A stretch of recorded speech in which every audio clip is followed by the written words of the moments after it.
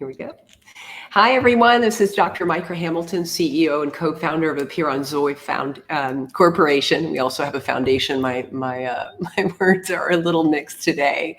Excited to continue the epigenetic performance series and super excited about our guest today, Heidi Zuckerman. Wow, this is truly a gift for Appear On to be able to have a conversation with Heidi today. Now, Heidi was a long-term director of the Aspen Art Museum. She was also the curator at University of California, Berkeley Art Museum. She is a global expert and recognized around the world for her contributions in really the contemporary art world. And Heidi stepped away from the Aspen Art Museum to follow her passion and to reimagine the role of art in society. And, importantly, how art in society can bring us to a place of authentic happiness and spiritual awakening. And so, Heidi, welcome. Thank you so much for joining us. I'm very grateful that you took time today. How are you? I'm doing great, and I'm so honored that you wanted to speak with me and that I have an opportunity to talk with you about why I think art matters. Oh, yeah, I'm so excited. And I have had so much fun on your website, and I'm just going to put the website here in the notes so that you can see it. It's http://hiz.art.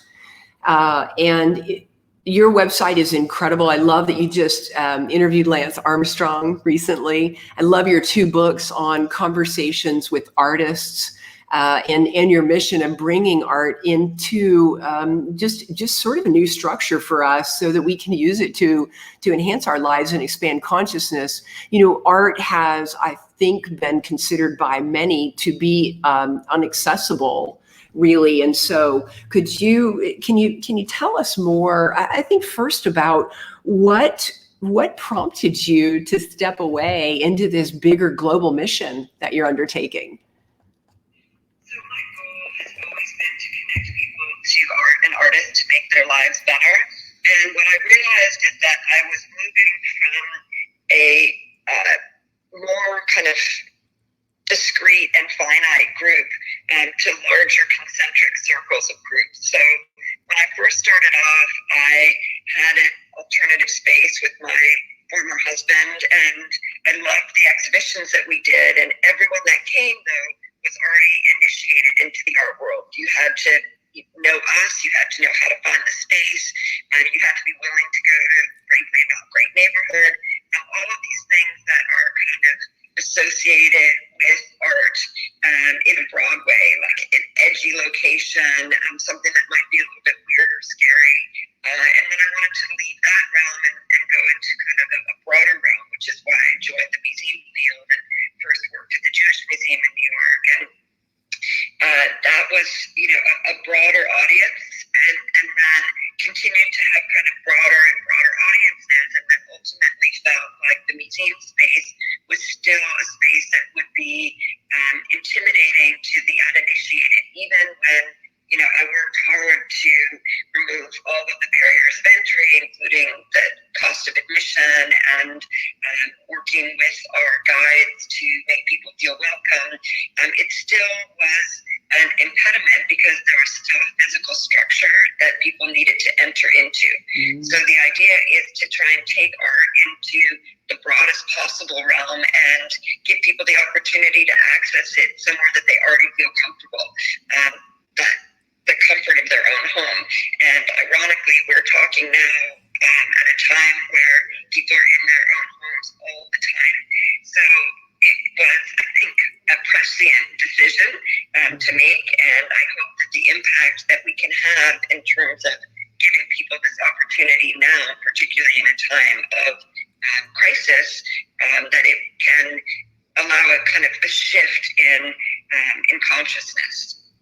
So speaking of this interesting time we find ourselves in, how do you perceive art really impacting us in our bit of confinement. How would you recommend that we encounter art, engage with art? Breaks. Tell me your thoughts. So one of the things that I have found, and this is one of the ways that you and I connected originally, is I'm interested in the moment of pause. And my theory has always been, if I can get people to stop for a second, if I can interrupt their thought process, if I can interrupt their assumption, if I can get the I'm motivated by the because if you can get a pause and then a then the possibilities for transformation and transcendence, that's where they occur. So when people get nervous, right, and wrapped up in everything that's happening, we know people stop breathing. You stop breathing, you stop thinking. And if you stop thinking, you can only react, you can't respond. And I have found that works of art are a way to interrupt that patterning and to create that space. And that's the goal. Now, how to do it? One of the challenges, I think, is that sometimes people feel like art isn't for them because they think that they don't get it. So one of my missions is to say, you know what the secret is? There is no it to get. Like that's the secret. So the goal is to allow people to understand you can look and whatever it makes you think about is right. There is no wrong in looking at a work of art. So the way that I would start, I would actually invite people to go to my Instagram page, for example, because everything on there is pre-curated. Scroll through and find a work of art that makes you go, And so, it's what's so interesting. You say that people don't find it available. I have to tell you, when I was young, I would go to the art museums, and I loved contemporary art, and I would look at the art and wonder why I couldn't figure out anything to say about it. Right. Anything that was intelligent, and it's the same sort of with wine, unless you have training in something like that, you tend to think that you don't know anything about it and you don't have that ability. And what you're saying is, it's simply you look at it and you decide what you think about it. Right. So the colors, the textures, the flow, is it you're saying it's a sensory thing. It's not a thinking thing. It's such a good point. And I realize that sometimes when you know so much about something, you forget that other people don't know. Right. So let's talk about looking for a minute. Okay, so let's come up with the first 3 things. Let's come up with the first 5 things to do in front of a work of art. Okay, so I think it's really important to be present in your body. So let's say you're going to go on your computer and we're going to make this specific to now instead of being physically in front of the artwork. So let's say take out your computer and you can go to Instagram or you can go to a museum website. But let's use my Instagram as the test case here. Okay, so you go to @Heidi Zuckerman on your computer and you pull up, let's say, this Takashi Murakami image, which is one of the most recent posted images. Okay, and some people said to me, they felt like that was a physical visualization of maybe what our time is like right now.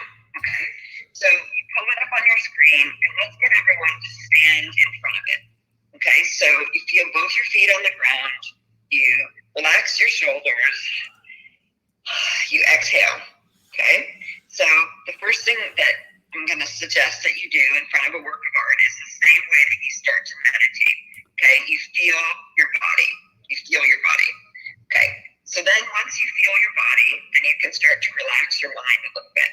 Okay, so look at the work of art and you ask yourself first, what do I see? Okay, so when you're looking at this work, you are encouraged to ask if there's anything about it that's familiar. Okay, so do you see anything in the image that reminds you of yourself? I love that. I love that. Okay, so I'm not going to give the answers because they're different for everyone, right? And I've already said there is nothing that's right or wrong. So the first, after you ground yourself, you relax your body, relax your mind, you ask yourself, is there anything in the image that you see that reminds you of yourself? Okay, so then whatever that is, okay, that might be a physical characteristic, that might be an emotional state, it might be something completely unexpected, like a time that you had a certain food, or when you traveled to a place, or it might remind you of a smell. Okay, so then the next question after you ask, do I see anything that reminds me of myself? Then you can ask yourself, how do I feel about what I just noticed? Mm-hmm. How do I feel about what I just noticed? Okay. Then the next thing would be, how would I describe what I just felt to someone that I love? Okay.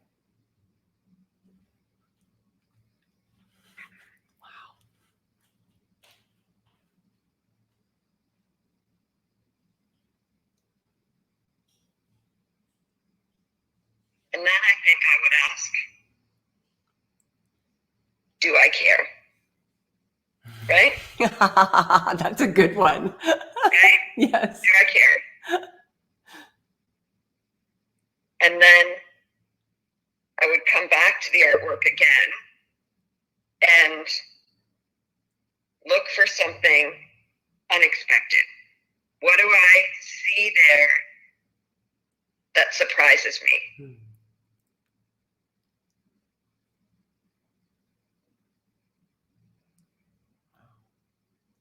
So ground your body, relax your mind, 5 questions. And so from that process, you fully can embody, right, the painting, how you feel about the painting, what excites you or doesn't excite you. It's so interesting. What you just brought up reminds me of something that somebody said to me once. She showed me a painting and she said, look at that painting, and what is the most amazing thing about it? And I told her it was color, or I can't remember what it was, but I told her what I found to be amazing in it. And she said, that's a piece of your soul. And I said, what?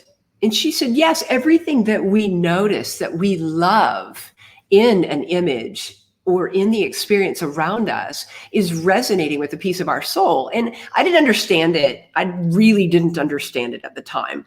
But as you're saying this, I'm moving back into that discussion.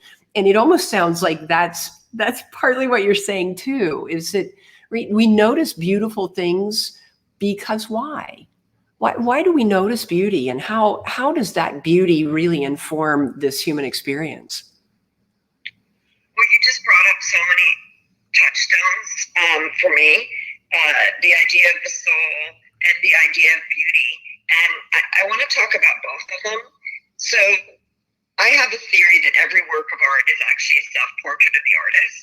But to take that one step further, the way that we respond to a work of art is a portrait of ourselves.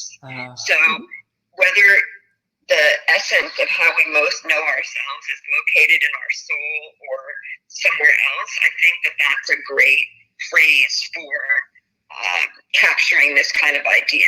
An artwork is a way of allowing us to see and know ourselves. And one of the things that I love most in the world is looking at art with other people. So that's why one of my questions also included someone else, right? Mm-hmm. And then I do want to get to this idea of beauty. So I love beauty. And there was a time where you weren't really allowed to talk about beauty with art because art was supposed to be tough or, hard edged or totally conceptual. But I actually think that beauty makes the world better. And I think that beauty can be found in the everyday.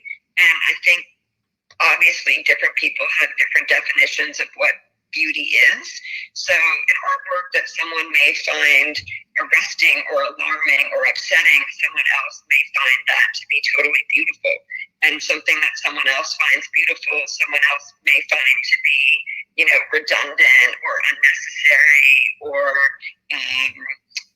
superficial, right? So one of the goals that I have for art in terms of saving the world, because if we're not trying to save the world, then why are we here? But one of the goals that I have for art in terms of saving the world is getting people to understand that we're more alike than we are different. And there's an opportunity to understand the difference between preferences and essences. I love that, because what I'm watching in my mind's eye is I'm watching people actually sitting together in this time. We had a Zoom dinner party the other night, and how fun, right? To still be with your peeps. But sitting together and choosing to, because now we have time, choosing to have a piece of art and in a group, and having people contribute these. I love those 5 questions, and really truly recognizing the uniqueness of our perceptions. And then how all of say you had 5 people, and all 5 people had slightly different lenses of that piece of art. How amazing to open a bigger perspective for all of us to see through multiple lenses. I think that we've been stuck in this. Let me tell you what I think that means. This art equals that. And now I go, this art equals that, because I don't have my own opinion of it. Because I've never really felt, I've never even thought about or felt into, how do I really feel about that? I just love this opportunity. Tell me, what about children? I know the 5 questions they can be for everyone, but do you have any wisdom around children in particular, because they look through magical minds and they have such different perceptions than we do as we get a little old and sticky? So the idea of choice, I think, is so important. And choosing how we want to show up. And you said that now we have time. And interestingly, I think we had time before. Yes. And we have time now, but it's all about choosing how you want to fill it. So who knows how long we're going to be in the current circumstance, but people have a choice now of how they want to fill that time, because time fills itself if you don't make active and conscious choices. And so I think that is really where there's an opportunity with kids. We have the opportunity, as we have always had, but to lead by example. So I think it's a real opportunity to have a time each day where you can pull up a work of art and ask people what they see.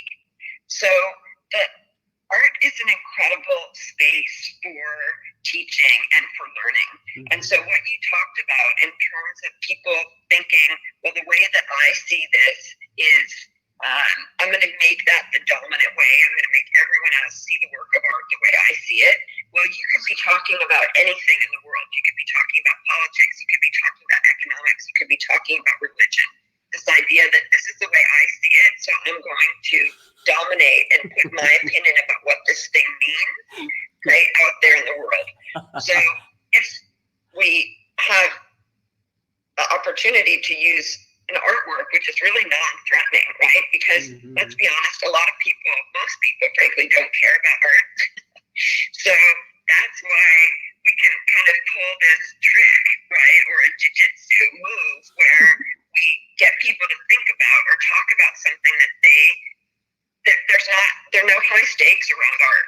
There are high stakes around economics, around politics, around religion. There are no high stakes around art. Okay, it is not like a contested space. So if we use this space as an opportunity to allow people to test opinions, test thoughtfulness about these works, that's how we can do this with kids. You can start with an iconic work of art, or you can start with a work that you found on again, Instagram, and to allow kids to look at it and say what they think, and then reinforce that whatever they say. If kid number 1 says, it's purple, and kid number 2 says it looks like a banana, and kid number 3 says it reminds him or her of when they scored the winning goal in soccer. Nice. And we affirm that each one of those things is right. And we have this then diversity of perspective on the same thing. What an incredible metaphor for humanity. It is. And the other thing I was watching as you were speaking was it's a stealth connection and communication technology, right? I mean, I was watching, I'm going, oh, you mean we actually could change the face of communication around politics and finance and religion and all of the things that polarize and separate us on this planet. We could actually learn to communicate and open our perspective through art. Oh my gosh, I love it. Now, that's that's the inside secret as to why I'm doing what I'm doing. I love it. I love it. And we had a conversation about education and new platforms for taking this new concept, relatively new concept, in the way you're creating this new paradigm and sort of distributing it wide stream. I've been watching even since I was in school. I remember when they took the humanities pretty much away.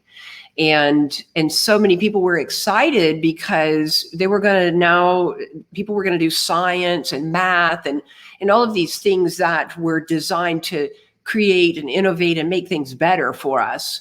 And, I see that we've taken so much away in the realm of art and beauty and living an elegant life that, this is an opportunity to bring it back in a way that people are excited and really want to engage and participate. Tell me your thoughts on what you see the future of art education becoming. I think there's unlimited opportunity here. Mm-hmm. And I am super motivated and excited about it. And I am being honest about straight up proselytizing about how art saves lives. And in this situation, I think art can change the face of humanity. Yes. I love hearing that. And I'm a little cracking up because one of the things that I've been doing, Amy Cuddy did this thing of, I think she called it isolation writing or something. She called it something where now you're here. How do you want to use your time? And sit and write for an hour. So I'm actually doing that, not through that lens, but I've chosen to dedicate more time to writing. And now I'm excited about the art questions. I want to take those 5 questions, and I'm actually going to type them out in the show notes so that people can simply read them and clip them over into a Word document so that they can begin having these conversations with themselves and then with their families. I mean, you think about us sitting around and playing games. People play dice and they do card games and things.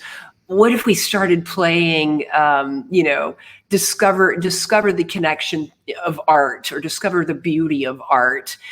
Our visual spectrum takes up the biggest real estate in our brain. And we go, how are we using it? Are we using it to watch the loop of chaos and droning on about all of the negative things that are happening? Or are we using it to center ourselves, move into presence, and to really find the beautiful things that are here at this time and connecting with other people. So I think that what you're proposing is brilliant, of course.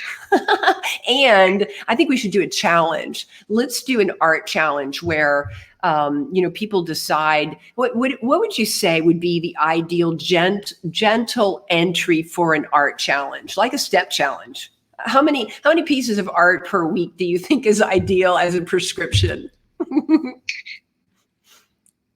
love that. And I think that as I wrote this morning, I think that practice makes permanent. So I love that. Right. So I think every day. I love that too. And I don't think it has to take very long. I'm a super huge fan of the 5-minute journal.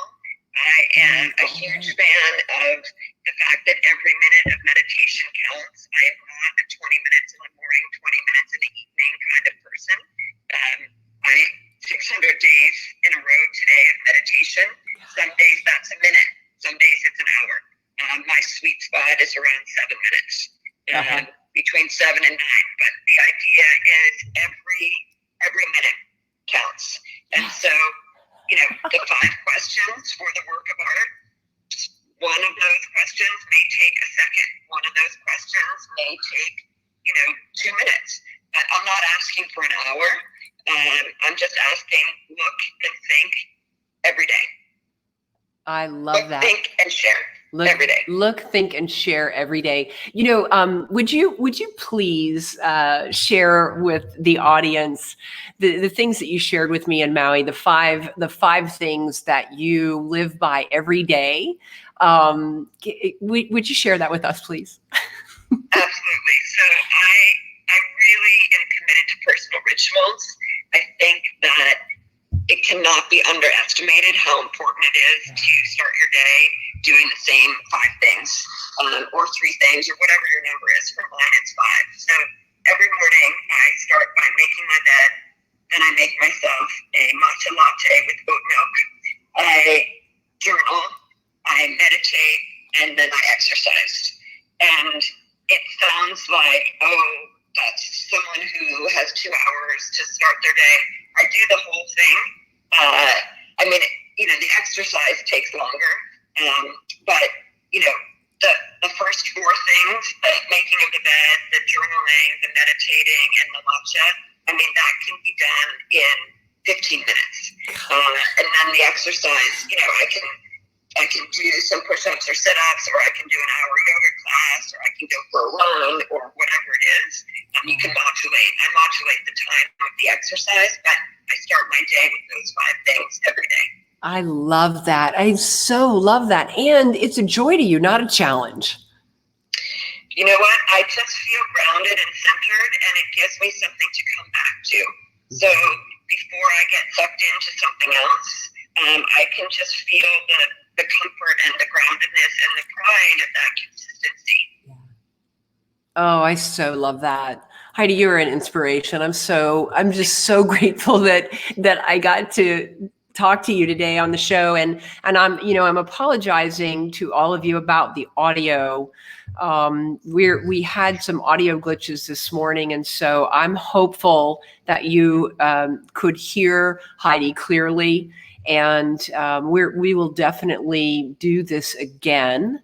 Heidi's got incredible resources on her website, and so I would encourage you to go there and check out the website. I always love art experts' websites. They're always so clean and elegant. And then her books really offer a window into contemporary art in a way that's just so stunning. Heidi, thank you so much. And I'm sending great wishes to you as you continue to create and bring new amazing things for all of us who really haven't lived in the beautiful art world that you've lived in. Thank you so much. Thank you. Happy day. Bye.